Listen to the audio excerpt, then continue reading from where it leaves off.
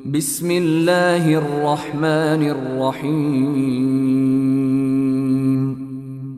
পরম করুণাময় ও অসীম দয়ালু আল্লাহর নামে শুরু। تنزيل الكتاب من الله العزيز الحكيم কিতাব অবতীর্ণ হয়েছে পরাক্রমশালী প্রজ্ঞাময় আল্লাহর পক্ষ থেকে। إنا أنزلنا إليك الكتاب بالحق فاعبد الله مخلصا له الدين আমি আপনার প্রতি এই কিতাব যথার্থ রূপে নাজিল করেছি, অতএব আপনি নিষ্ঠার সাথে আল্লাহর ইবাদত করুন। ألا لله الدين الخالص والذين اتخذوا من دونه أولياء ما نعبدهم إلا ليقربونا إلى الله زلفى إن الله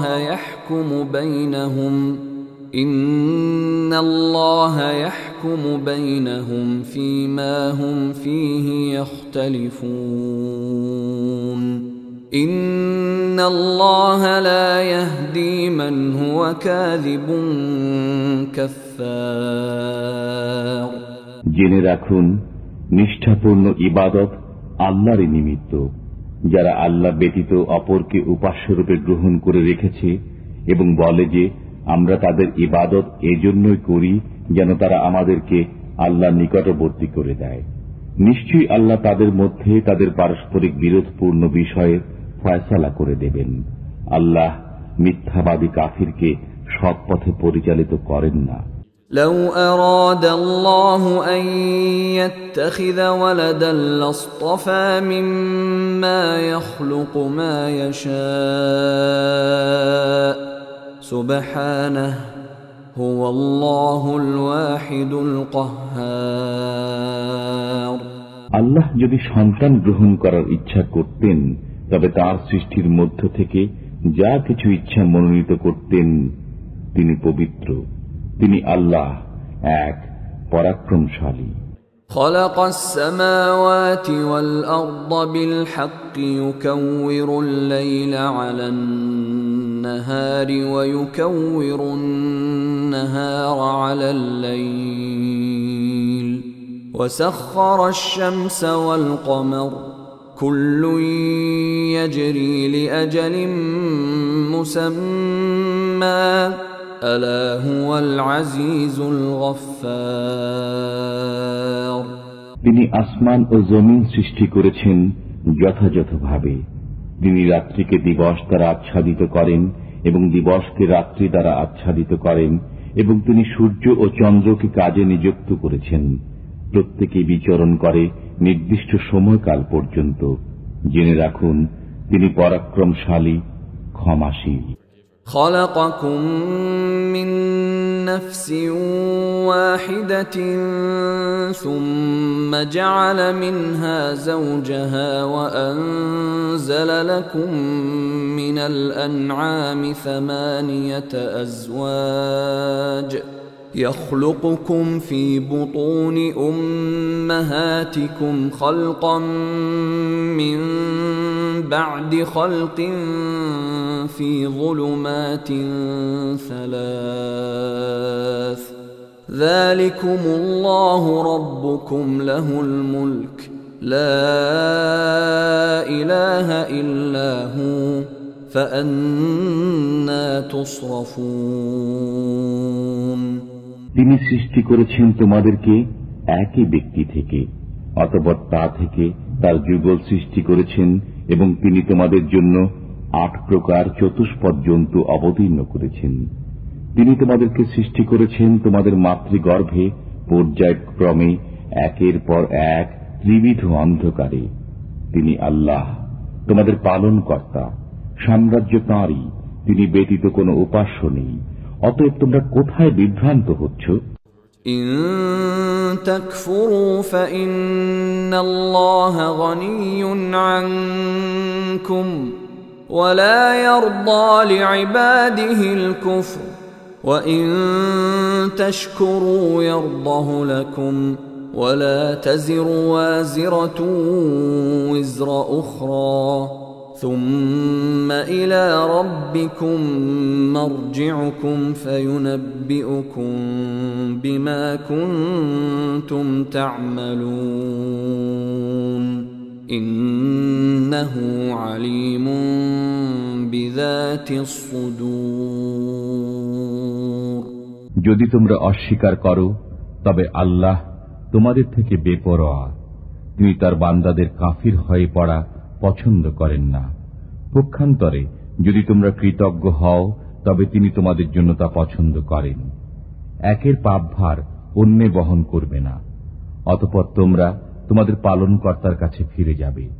তিনি তোমাদেরকে তোমাদের কর্ম সম্বন্ধে অবহিত করবেন। নিশ্চয়ই তিনি অন্তরের বিষয় সম্পর্কেও অবগত। وَإِذَا مَسَّ الْإِنسَانَ ضُرٌّ دَعَا رَبَّهُ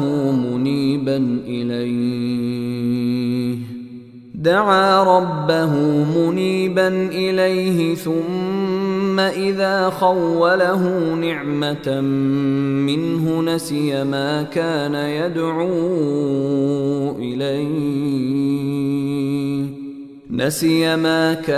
يدعو إليه من قبل وجعل لله أندادا ليضل عن سبيله قل تمتع بكفرك قليلا إنك من أصحاب النار যখন মানুষকে দুঃখ কষ্ট স্পর্শ করে তখন সে একাগ্র চিত্তে তার পালনকর্তাকে ডাকে। অতঃপর তিনি যখন তাকে নিয়ামত দান করেন তখন সে কষ্টের কথা বিস্মৃত হয়ে যায় যার জন্য পূর্বে ডেকেছিল এবং আল্লাহর সমকক্ষ স্থির করে, যাতে করে অপরকে আল্লাহর পথ থেকে বিভ্রান্ত করে। বলুন, তুমি তোমার কুফর সহকারে কিছুকাল জীবন উপভোগ করে নাও, নিশ্চয়ই তুমি জাহান্নামীদের অন্তর্ভুক্ত। أَمَّنْ هُوَ قَانِتٌ آنَاءَ اللَّيْلِ سَاجِدًا وَقَائِمًا يَحْذَرُ الْآخِرَةَ وَيَرْجُو رَحْمَةَ رَبِّهِ قُلْ هَلْ يَسْتَوِي الَّذِينَ يَعْلَمُونَ وَالَّذِينَ لَا يَعْلَمُونَ إِنَّمَا يَتَذَكَّرُ أُولُو الْأَلْبَابِ যে ব্যক্তি রাত্রিকালে সিজদার মাধ্যমে অথবা দাঁড়িয়ে ইবাদত করে, পরকালের আশঙ্কা রাখে এবং তার পালনকর্তার রহমত প্রত্যাশা করে, সে কি তার সমান যে এরূপ করে না? বলুন, যারা জানে এবং যারা জানে না তারা কি সমান হতে পারে? চিন্তা ভাবনা কেবল তারাই করে যারা বুদ্ধিমান। قُلْ يَا عِبَادِي الَّذِينَ آمَنُوا اتَّقُوا رَبَّكُمْ لِلَّذِينَ أَحْسَنُوا فِي هَذِهِ الدُّنْيَا حَسَنَةٌ وَأَرْضُ اللَّهِ وَاسِعَةٌ إِنَّمَا يُوَفَّى الصَّابِرُونَ أَجْرَهُم بِغَيْرِ حِسَابٍ বলুন, হে আমার বিশ্বাসী বান্দাগণ, তোমরা তোমাদের পালনকর্তাকে ভয় করো। যারা এই দুনিয়াতে সৎ কাজ করে তাদের জন্য রয়েছে পুণ্য। আল্লাহর পৃথিবী প্রশস্ত। যারা সবরকারী তারাই তাদের পুরস্কার পায় অগণিত। قُلْ إِنِّي أُمِرْتُ أَنْ أَعْبُدَ اللَّهَ مُخْلِصًا لَهُ الدِّينَ বলুন, আমি নিষ্ঠার সাথে আল্লাহর ইবাদত করতে আদিষ্ট হয়েছি। وَأُمِرْتُ لِأَنْ أَكُونَ أَوَّلَ الْمُسْلِمِينَ আরো আদিষ্ট হয়েছি সর্বপ্রথম নির্দেশ পালনকারী হওয়ার জন্য। قُلْ إِنِّي أَخَافُ إِنْ عَصَيْتُ رَبِّي عَذَابَ يَوْمٍ عَظِيمٍ বলুন, আমি আমার পালনকর্তার অবাধ্য হলে এক মহাদিবসের শাস্তির ভয় করি। قُلِ اللَّهَ أَعْبُدُ مُخْلِصًا لَهُ دِينِي বলুন, আমি নিষ্ঠার সাথে আল্লাহ তাআলার ইবাদত করি। فاعبدوا ما شئتم من دونه قل إن الخاسرين الذين خسروا أنفسهم وأهليهم يوم القيامة ألا ذلك هو الخسران المبين। অতএব তোমরা আল্লাহর পরিবর্তে যার ইচ্ছা তার ইবাদত করো। বলুন, কিয়ামতের দিন তারাই বেশি ক্ষতিগ্রস্ত হবে যারা নিজেদের ও পরিবারবর্গের তরফ থেকে ক্ষতিগ্রস্ত হবে। জেনে রাখো, এটাই সুস্পষ্ট ক্ষতি।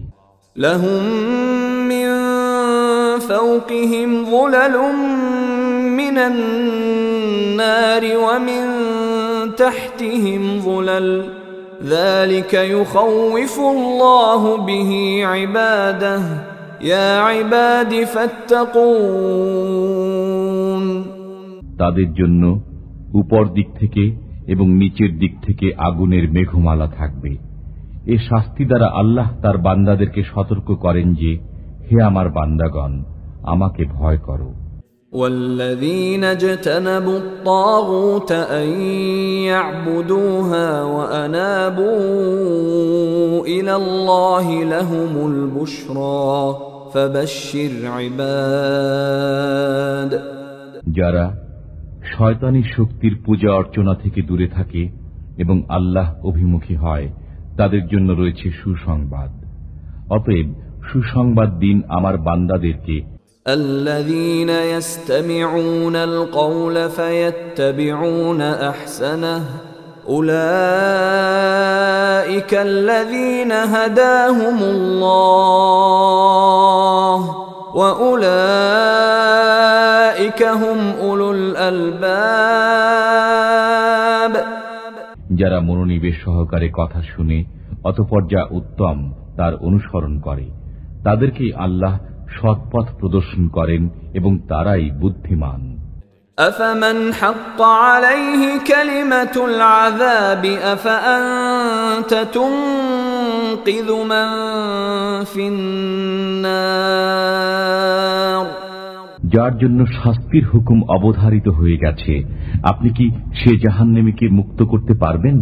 لكن الذين اتقوا ربهم لهم غرف من فوقها غرف مبنية تجري من تحتها الأنهار وعد الله لا يخلف الله الميعاد।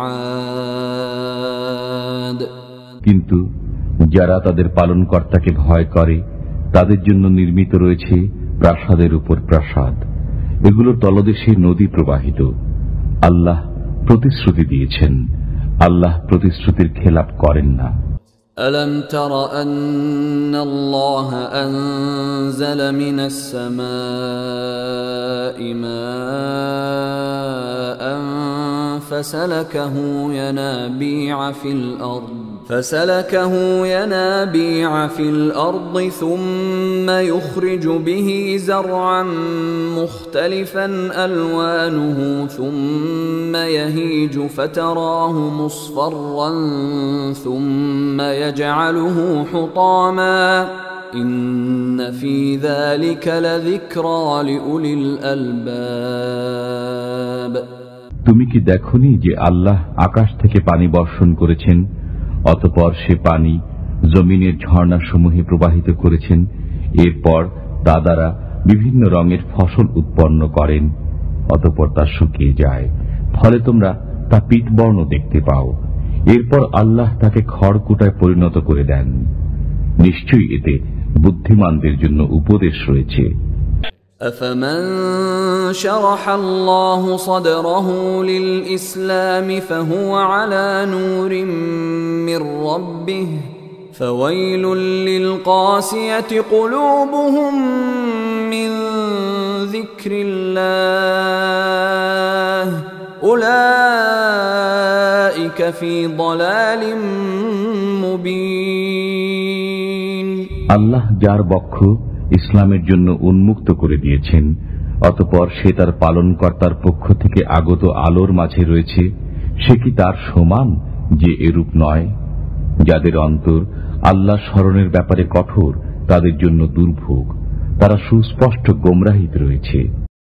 الله نزل أحسن الحديث كتابا متشابها مثانية تقشعر منه جلود الذين يخشون ربهم ثم تلين جلودهم وقلوبهم إلى ذكر الله ذلك هدى الله يهدي به من يشاء ومن يضلل الله فما له من هاد আল্লাহ উত্তম বাণী তথা কিতাব নাজিল করেছেন, যা সামঞ্জস্যপূর্ণ, পুনঃ পুনঃ পঠিত।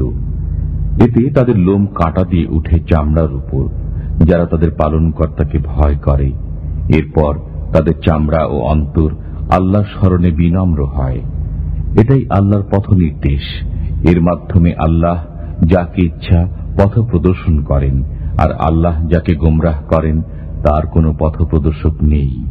أفمن يتقي بوجهه سوء العذاب يوم القيامة وقيل للظالمين ذوقوا ما كنتم تكسبون যে ব্যক্তি কিয়ামতের দিন তার মুখ দ্বারা অশুভ আযাব ঠেকাবে এবং এরূপ জালিমদেরকে বলা হবে, তোমরা যা করতে তার স্বাদ আস্বাদন করো, সে কি তার সমান যে এরূপ নয়?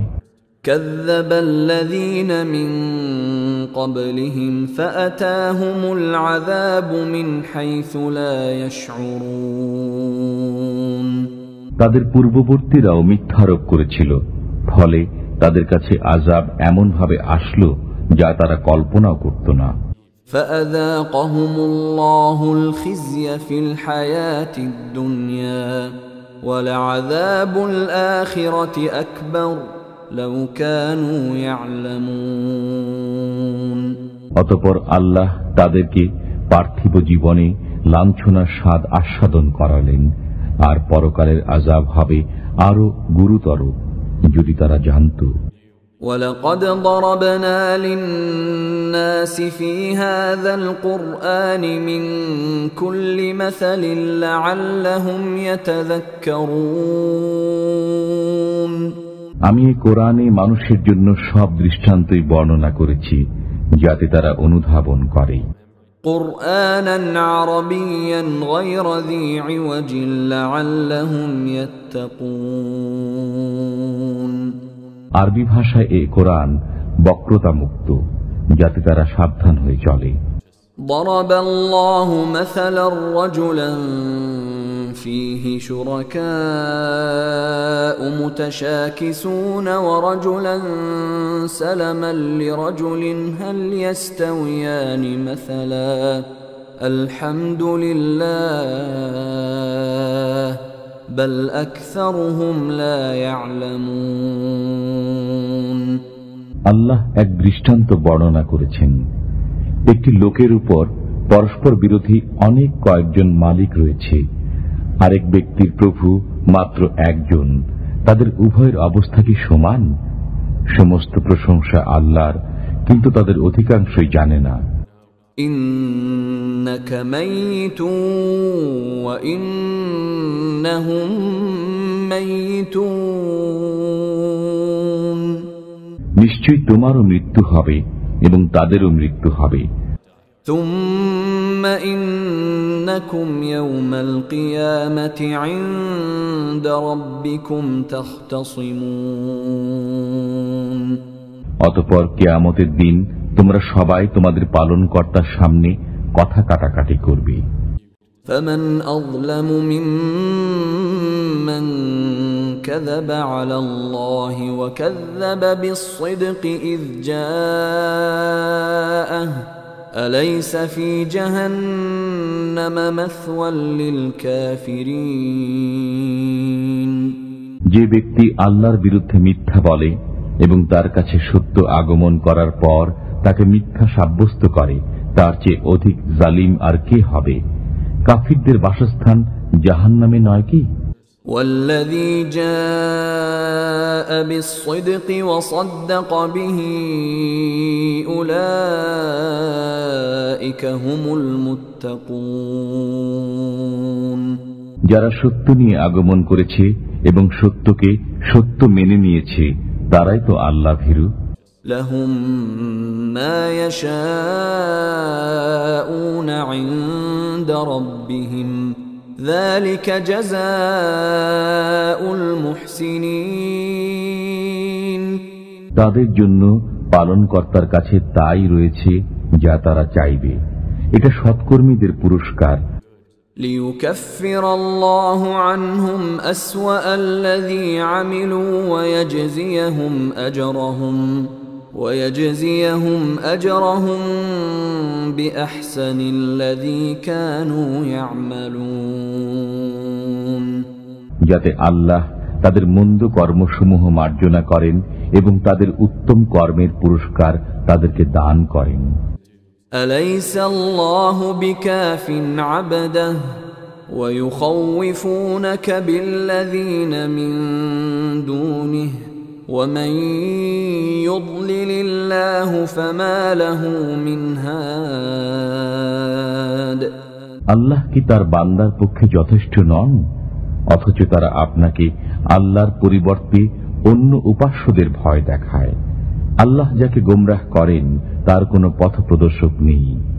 ومن يهد الله فما له من مضل أليس الله بعزيز ذي انتقام।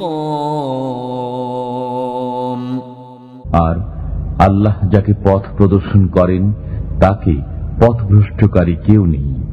আল্লাহ কি পরাক্রমশালী প্রতিশোধ গ্রহণকারী নন?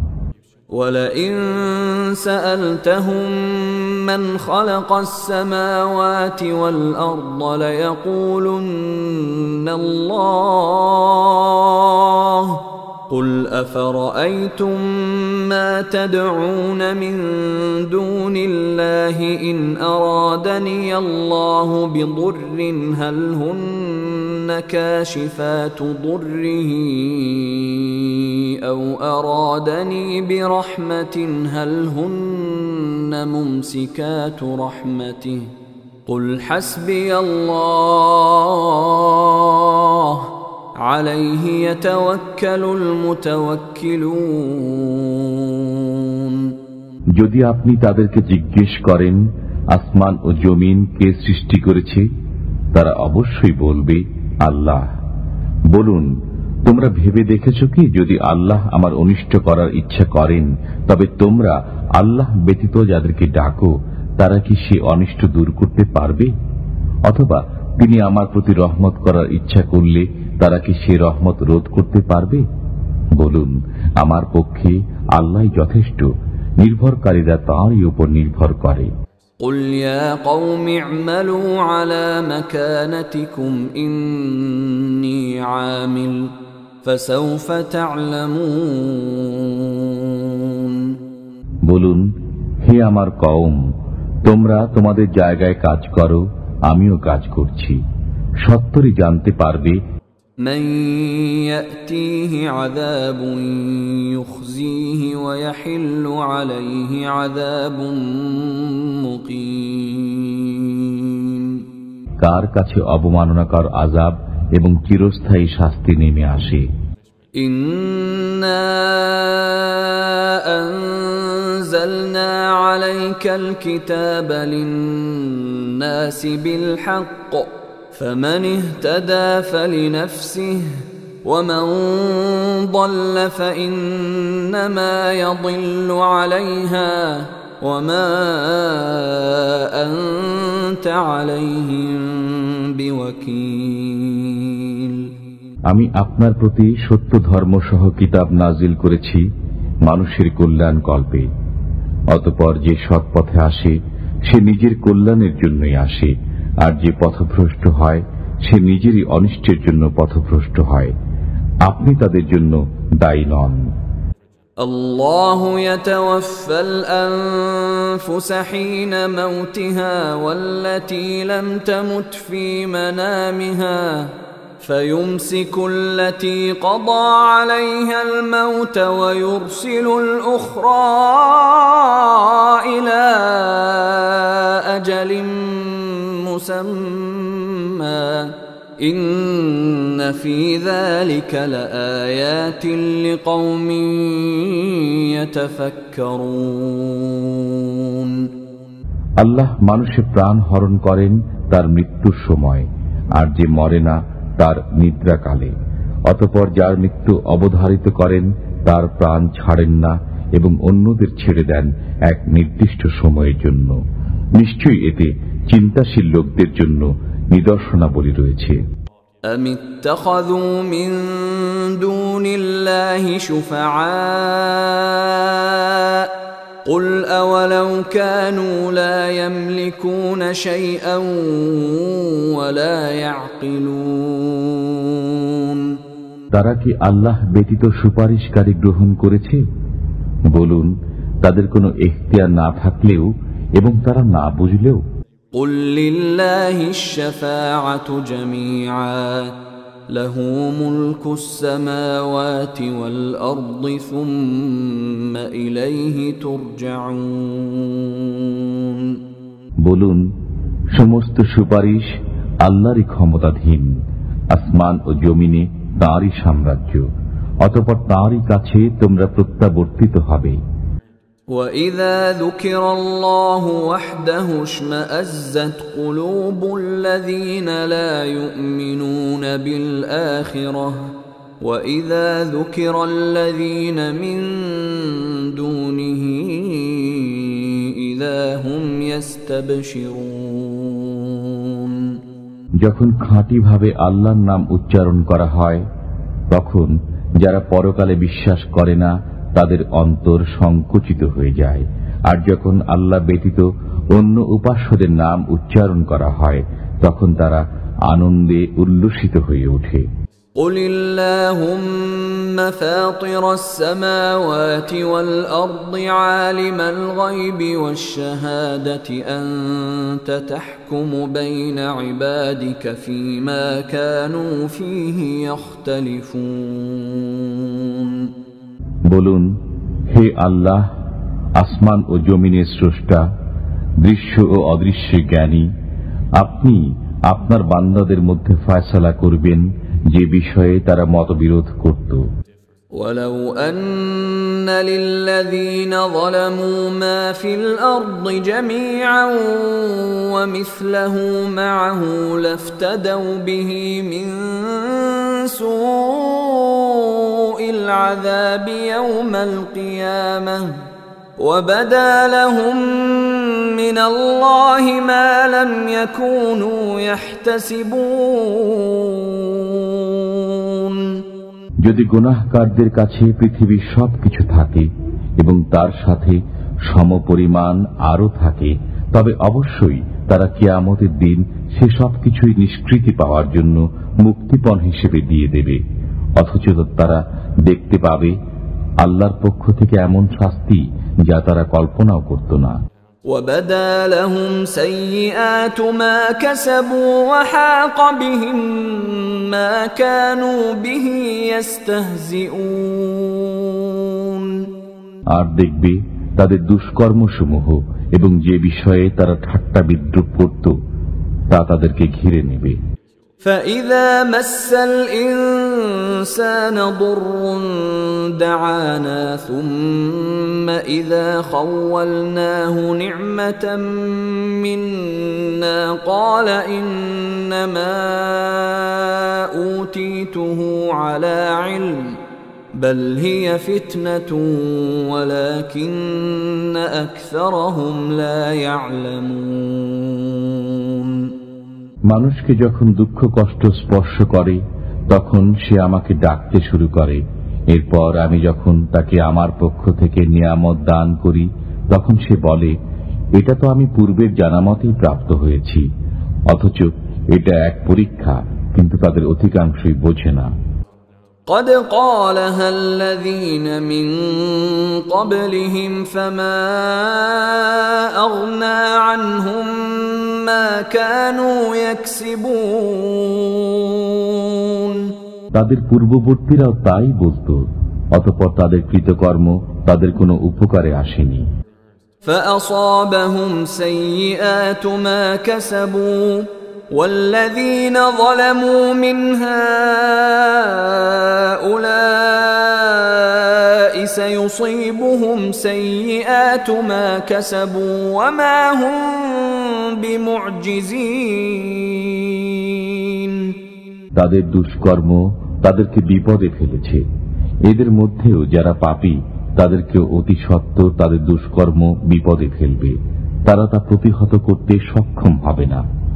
أَوَلَمْ يَعْلَمُوا أَنَّ اللَّهَ يَبْسُطُ الرِّزْقَ لِمَن يَشَاءُ وَيَقْدِرُ إِنَّ فِي ذَلِكَ لَآيَاتٍ لِقَوْمٍ يُؤْمِنُونَ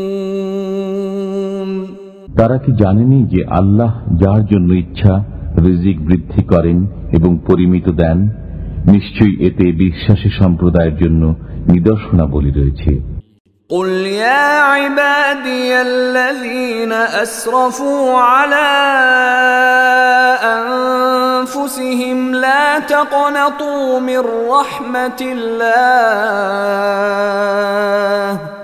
إن الله يغفر الذنوب جميعا إنه هو الغفور الرحيم বলুন, হে আমার বান্দাগণ, যারা নিজেদের উপর জুলুম করেছ, তোমরা আল্লাহর রহমত থেকে নিরাশ হইও না। নিশ্চয়ই আল্লাহ সমস্ত গুনাহ মাফ করেন, তিনি ক্ষমাশীল পরম দয়ালু। وأنيبوا إلى ربكم وأسلموا له من قبل أن يأتيكم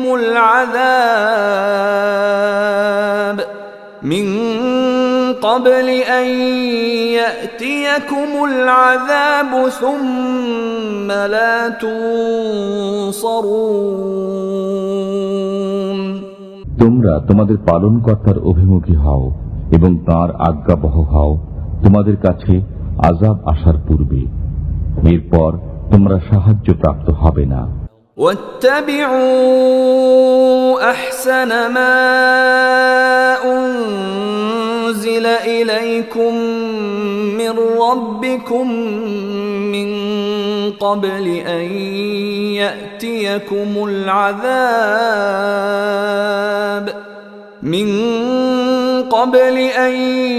يأتيكم العذاب بغتة وأنتم لا تشعرون তোমাদের প্রতি অবতীর্ণ উত্তম বিষয়ের অনুসরণ করো, তোমাদের কাছে অতর্কিতে ও অজ্ঞাতসারে আযাব আসার পূর্বে।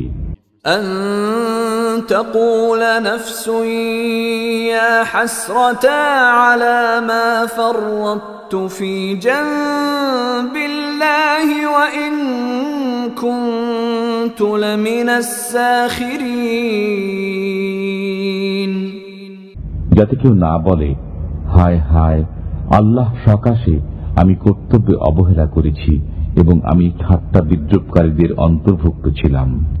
أو تقول لو أن الله هداني لكنت من المتقين অথবা কেউ যেন না বলে, আল্লাহ আমাকে পথ প্রদর্শন করিলে আমি তো অবশ্যই মুত্তাকীদের অন্তর্ভুক্ত হইতাম। أو تقول حين ترى العذاب لو أن لي كرة فأكون من المحسنين অথবা আযাব প্রত্যক্ষ করার সময় না বলে, যদি কোন রূপে একবার ফিরে যেতে পারি তবে আমি সৎকর্মপরায়ণ হয়ে যাব। بلى قد جاءتك آياتي فكذبت بها واستكبرت وكنت من الكافرين হ্যাঁ, তোমার কাছে আমার নির্দেশ এসেছিল, অতঃপর তুমি তাকে মিথ্যা বলেছিলে, অহংকার করেছিলে এবং কাফিরদের অন্তর্ভুক্ত হয়ে গিয়েছিলে। ويوم القيامة ترى الذين كذبوا على الله وجوههم مسودة أليس في جهنم مثوى للمتكبرين যারা আল্লাহর প্রতি মিথ্যা আরোপ করে, কিয়ামতের দিন আপনি তাদের মুখ কালো দেখবেন। অহংকারীদের আবাসস্থল জাহান্নামে নয় কি? وينجي الله الذين اتقوا بمفازتهم لا يمسهم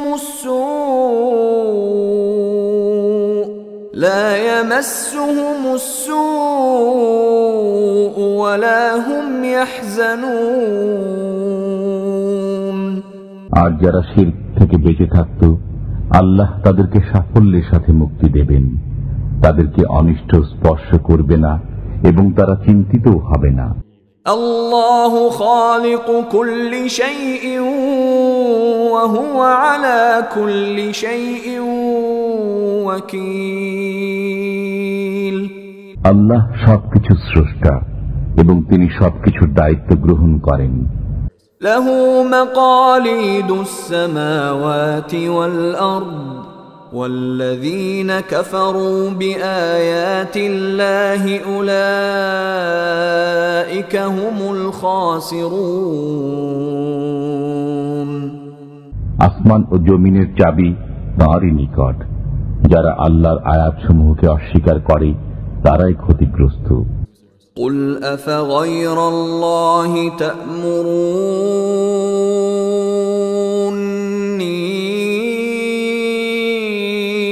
أعبد أيها الجاهلون বলুন, হে মূর্খরা, তোমরা কি আমাকে আল্লাহ ব্যতীত অন্যের ইবাদত করতে আদেশ করছো? ولقد أوحي إليك وإلى الذين من قبلك لئن أشركت ليحبطن عملك ولتكونن من الخاسرين আপনার প্রতি এবং আপনার পূর্ববর্তীদের প্রতি প্রত্যাদেশ হয়েছে, যদি আল্লাহর শরীক স্থির করেন তবে আপনার কর্ম নিষ্ফল হবে এবং আপনি ক্ষতিগ্রস্তদের একজন হবেন। বলিল্লাহ ফা'বুদ ওয়া কুন মিনাশ শাকিরিন,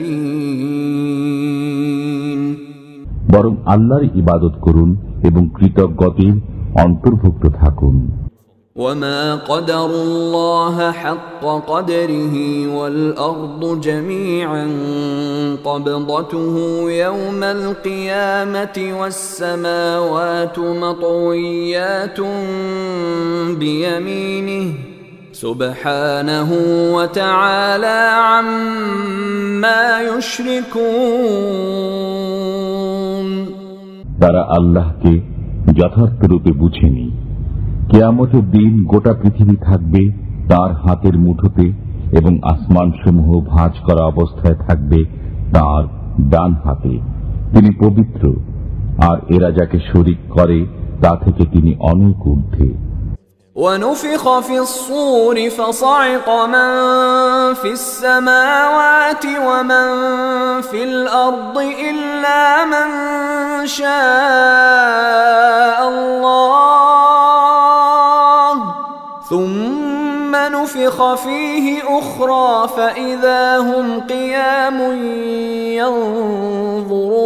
ينظرون সিংগায় ফুঁক দেওয়া হবে, ফলে আসমান ও জমিনে যারা আছে সবাই বেহুশ হয়ে যাবে, তবে আল্লাহ যাকে ইচ্ছা করেন। অতঃপর আবার সিংগায় ফুঁক দেওয়া হবে, তৎক্ষণাৎ তারা দণ্ডায়মান হয়ে দেখতে থাকবে। وأشرقت الأرض بنور ربها ووضع الكتاب وجيء بالنبيين والشهداء وقضي بينهم بالحق وهم لا يظلمون পৃথিবী তার পালনকর্তার নূরে উদ্ভাসিত হবে, আমল নামা স্থাপন করা হবে, পয়গম্বরগণ ও সাক্ষীগণকে আনা হবে এবং সকলের মধ্যে ন্যায় বিচার করা হবে, তাদের প্রতি জুলুম করা হবে না। ووفيت كل نفس ما عملت وهو أعلم بما يفعلون প্রত্যেকে যা করেছে তার পূর্ণ প্রতিফল দেওয়া হবে। তারা যা কিছু করে সে সম্পর্কে আল্লাহ সম্যক অবগত। وسيق الذين كفروا إلى جهنم زمرا حتى إذا جاءوها فتحت أبوابها وقال لهم خزنتها ألم يأتكم رسل منكم يتلون عليكم آيات ربكم